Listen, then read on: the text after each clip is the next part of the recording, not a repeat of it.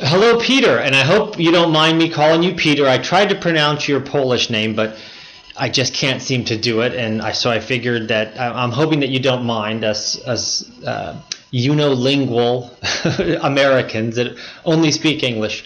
But anyway, wanted to get this to you as soon as possible. So thanks for getting back to me so quickly, and sorry about the delay of me getting back to you. And also, I don't have my camera on right now. I'm not in the office, and it's not set up for it. It just would be distracting. But wanted to give you a quick little walkthrough of Win My Vote and what it is.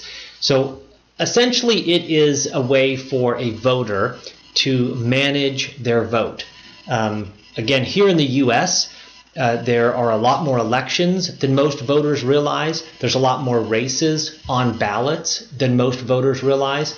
And then there's a lot more candidates running for a lot more offices than voters realize. And when it comes to the propositions and the measures, again, 90% of the voters are simply guessing at a yes or no vote on those. And I'll walk you through this real quickly. So Win My Vote launched in 2016 with the National Student Parent Mock Election, as well as the National Association of Student Council. And that is all of the student governments and high school represent at this big annual convention. There was 1,100 kids, and we did a one-day mock election where we threw up this ballot. They looked at all the candidates side by side. They watched videos of the candidates. They listened to where they stood on certain issues. They looked at what are called trusted sources, which are groups and organizations and individuals that are supporting those candidates or that are opposing those candidates, and listening to those arguments.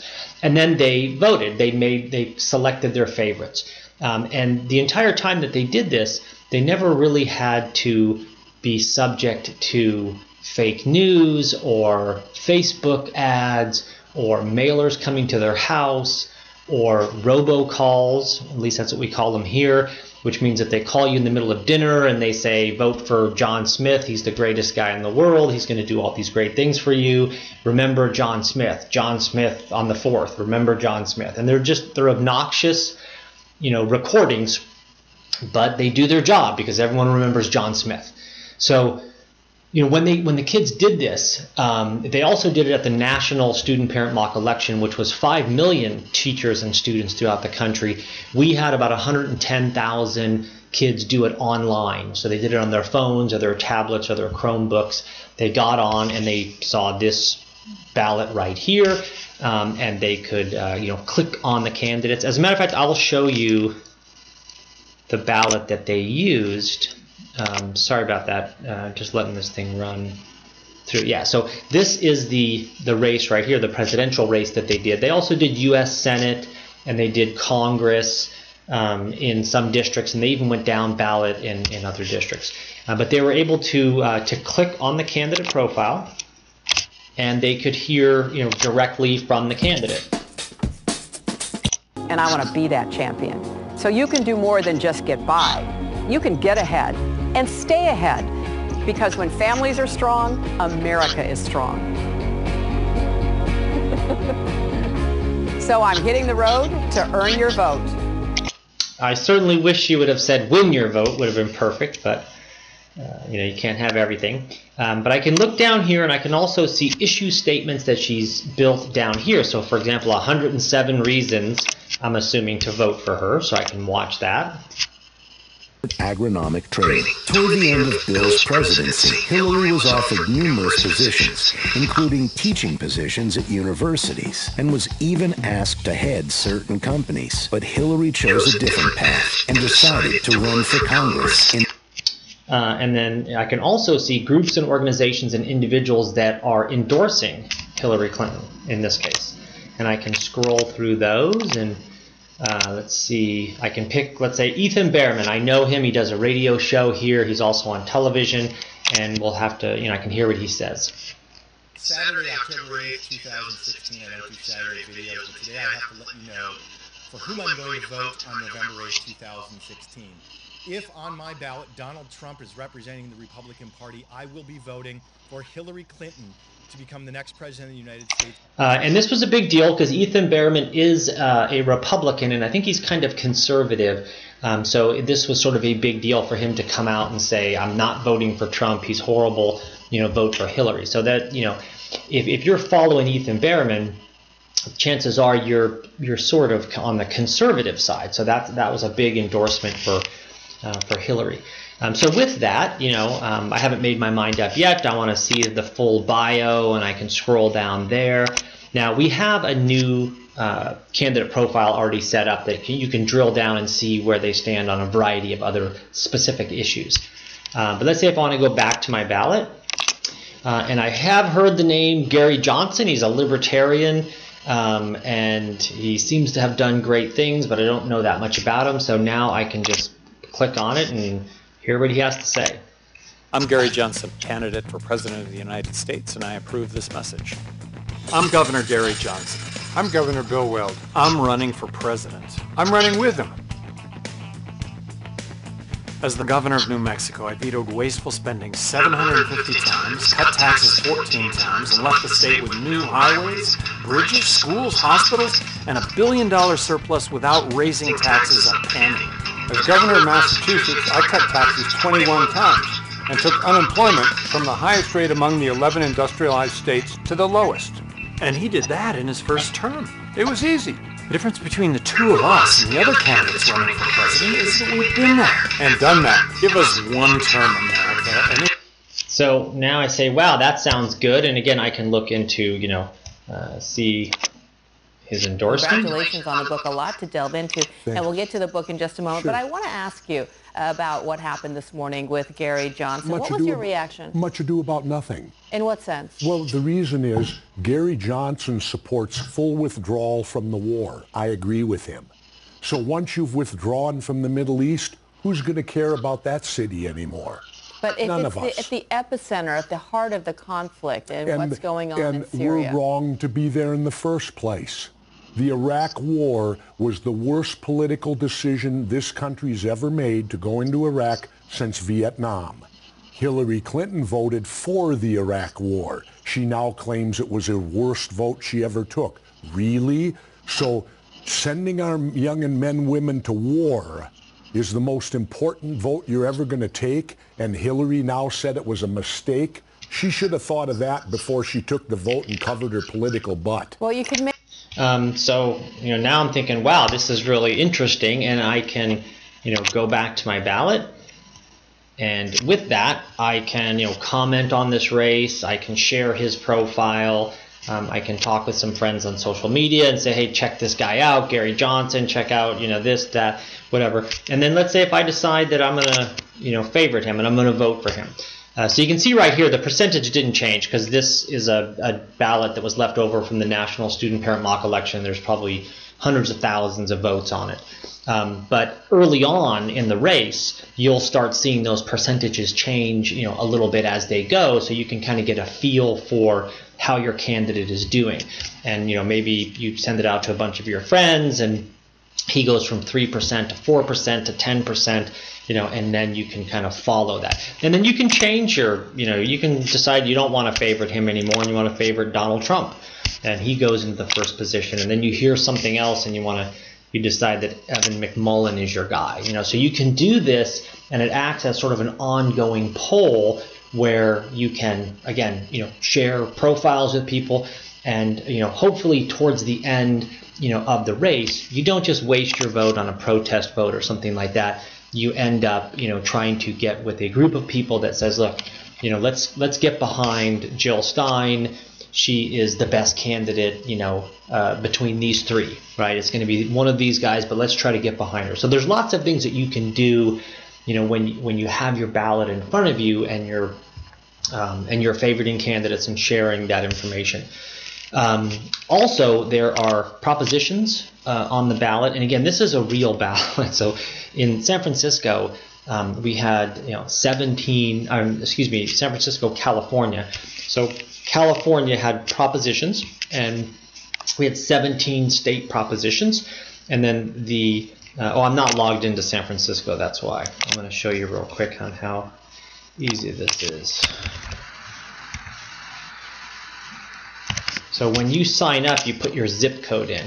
And when you put your zip code in, it places you in specific voting districts. Now, these are direct hits, this District 11 and District 19, and then the school board. And when I first sign up, those would be direct hits. So all I do is put in my zip code, no personal information, not my home address or anything like that. And then it will put me in those districts. This is an either or. It's either 12 or 14. And then if I don't know, I can always go here and it'll give me a map, and then I can pick out my district sort of anonymously and say that I'm in 12. And then my city district, I know that I'm in 7. So I would put that like that. So now when I save this, and sorry, I don't have any editing software or really know how to use it at all. So I'm just doing a screen capture, so you're seeing this all kind of in real time here. So this would be the ballot here. So you can see that it would have the state propositions still. It has all the school board races and stuff. So it still has all the state propositions because I'm still in the state of California. But then it has the local measures, which are the San Francisco measures, which again, there's 26 of them, right? 7, 21, and 25 of them, which just, it becomes unruly. And I'll give you an idea. You can click on a proposition, you can see the legal language here, right? You can scroll up and down and see that language and read it for yourself. They all start as undecided, by the way. And then you can see groups and organizations here that are supporting this proposition and groups and organizations that are opposing the proposition. And again, here's Ethan Behrman. So I say I want to hear what he has to say. When does temporary mean temporary? Well, it doesn't here in California when it comes to money and taxes.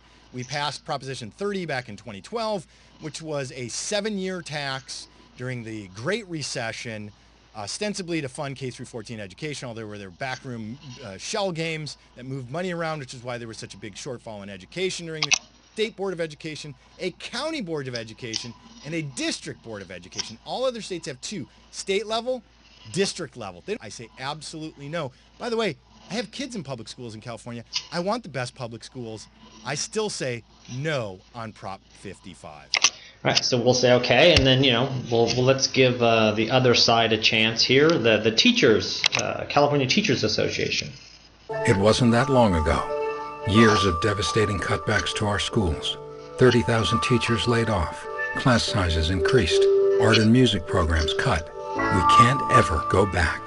So vote yes on Proposition 55. Prop 55 prevents $4 billion in new cuts to our schools, simply by maintaining the current tax rate on the wealthiest Californians.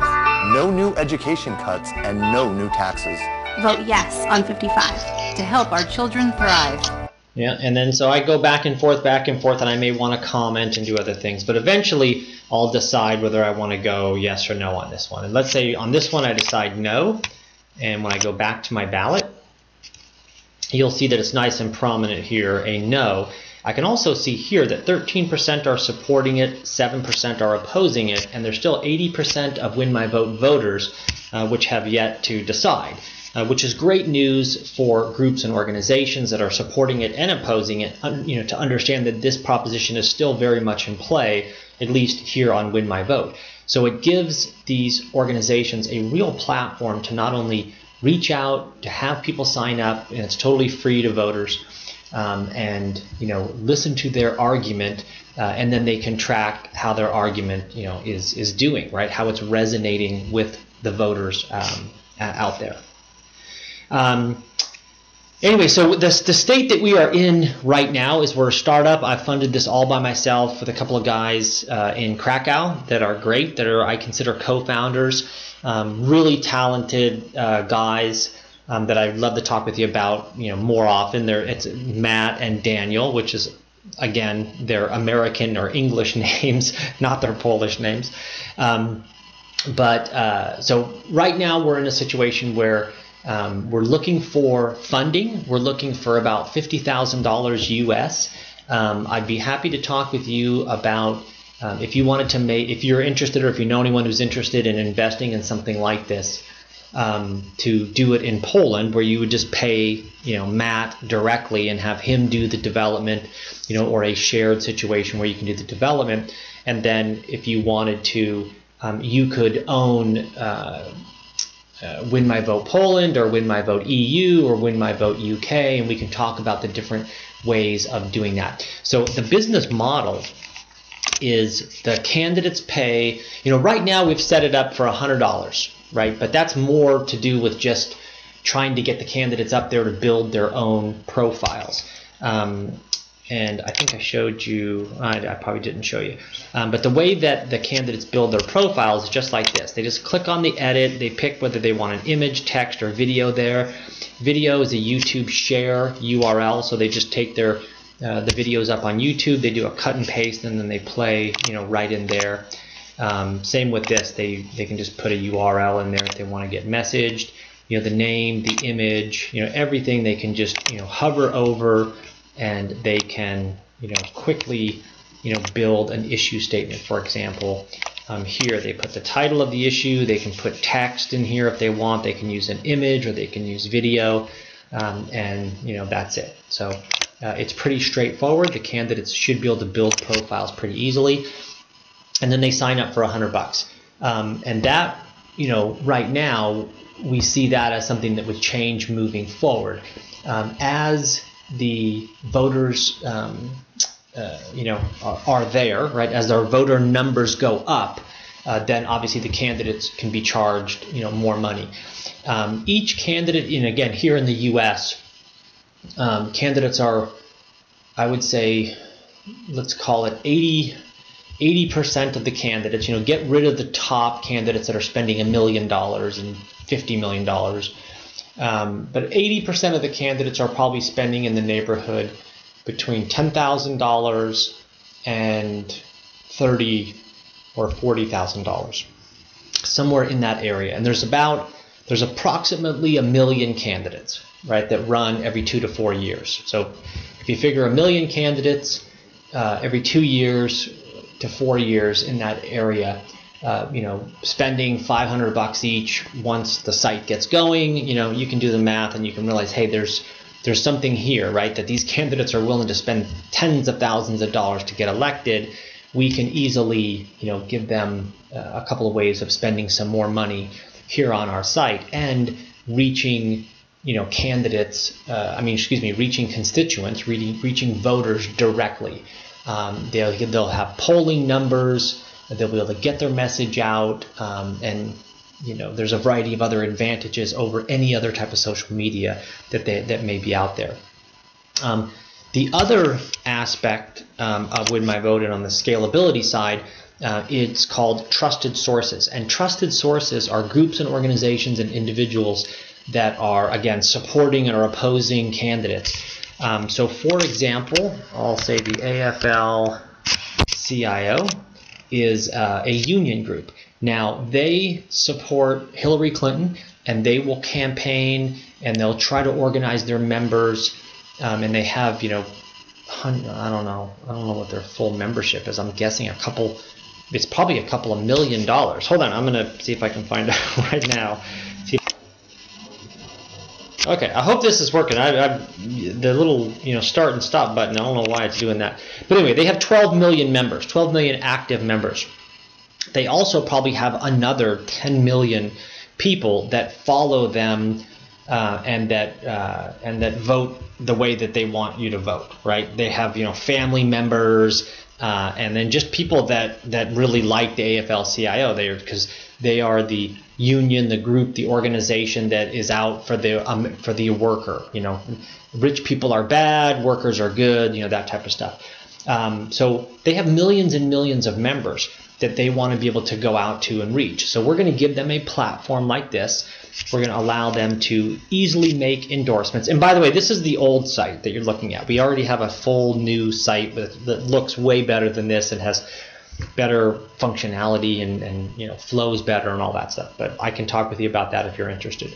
But allow them to make endorsements really easily. That's all. These are presidential ones. You click on that. It says, do you want to make a written or a video endorsement? You say yep. put the video in there or put the written endorsement in there with links and images or embedded videos, whatever you want, and then publish it, and that's it. And then that's, you know, AFL-CIO has endorsed that candidate.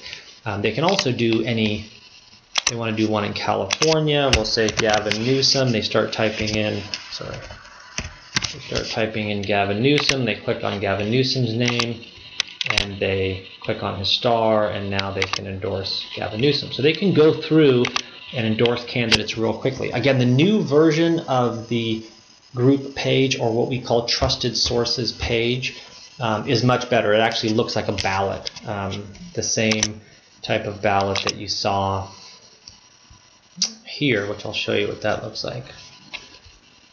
Again, right, is the ballot would look just like this, and then the AFL-CIO would go through and then they would make their endorsement like that. They would click on that star and then it would pop up and say, do you want a video? And that is in group mode, they do that, right? So voters right now can only favorite, although that's going to change as well. Voters are going to soon be able to do video and written endorsements and then add themselves to the list of trusted sources, so that if I'm, you know, a political science professor, or if I'm just really into politics and you trust me, you can add me, the voter, Jim Gillis, as a trusted source, and you can see how I'm voting, right?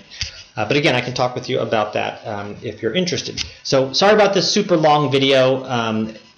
It always ends up that way. It always seems to go longer than I'd like to. But we'd love to talk with you about it and see if you're interested in doing some stuff, and we can get creative on how it would work as far as the software development goes, and the money goes, and the rights go, and all that type of stuff. I'm sort of open to lots of different ideas. Thanks a lot. Bye-bye.